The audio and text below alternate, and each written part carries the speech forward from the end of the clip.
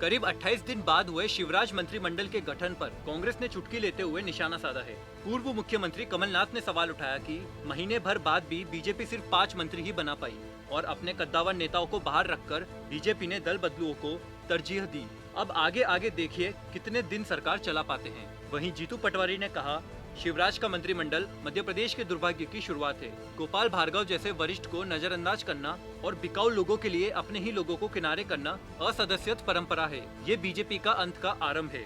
शिवराज सरकार की nano cabinet पर किसने क्या क्या कहा, जानने के लिए देखें पॉलिटॉक्स की इस खास रिपोर्ट को। ये है टॉक्स न्यूज नेटवर्क और आप देख रहे हैं पॉलिटॉक्स, राजनीति का कच्चा चिट्ठा। शिवराज सरकार की कैबिनेट में शामिल हुए 5 मंत्रियों को उनके विभाग का बंटवारा कर दिया गया है। मुख्यमंत्री के दावेदार रहे नरोत्तम मिश्रा को प्रदेश का गृह मंत्री बनाया गया है। साथ ही स्वास्थ्य विभाग का प्रभार भी उन्हें ही सौंपा गया है। बंटवारे के तहत कमल पटेल को कृषि मंत्रालय, तो मंत्रिमंडल में इकलौती महिला मंत्री मीना सिंह को आदिवासी कल्याण विभाग का जिम्मा सौंपा गया है।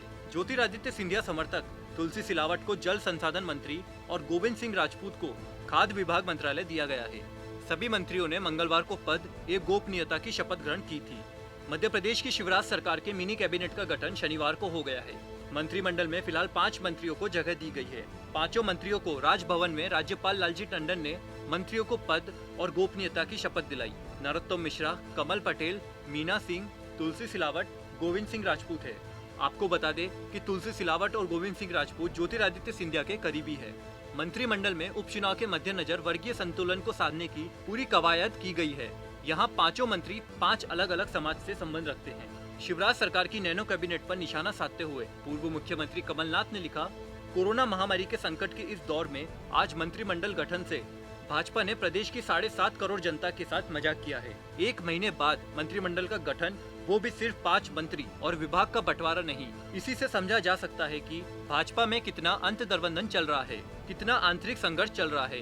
पूर्व सीएम कमलनाथ ने आगे लिखा, प्रलोभन का खेल खेलकर इन्होंने कांग्रेस की स्थिर सरकार गिरा दी, अपनी सरकार बना ली। लेकिन यह सरकार ये चलाएंगे कैसे, कितने दिन चलाएंगे, आगे आगे देखिए। उन्होंने लिखा, इस मंत्रिमंडल के गठन से ही भाजपा के संघर्ष की वास्तविकता सामने आ चुकी है। अपने तीसरे ट्वीट में पूर्व सीएम कमलनाथ ने लिखा, आज के मंत्रिमंडल गठन में ही भाजपा के कई जमीनी संघर्ष करने वाले, अनुभवी, ईमानदार, योग्य, संकट के इस दौर में जिनके अनुभव की आज आवश्यकता थी, वो सब नदारद और जो संकट में भाग खड़े हुए वो अंदर है।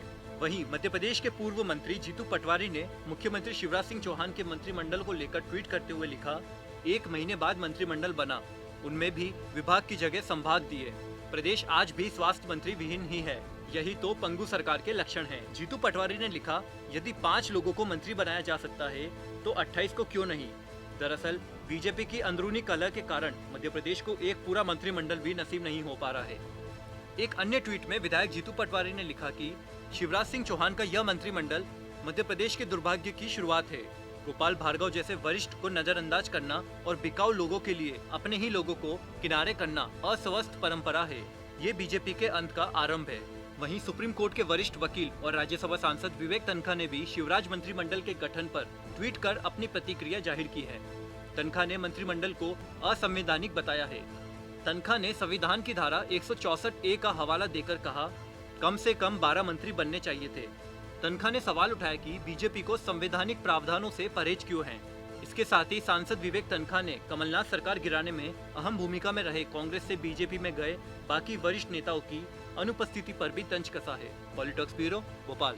ये है टॉक्स न्यूज नेटवर्क और आप देख रहे हैं पॉलिटॉक्स, राजनीति का कच्चा चिट्ठा।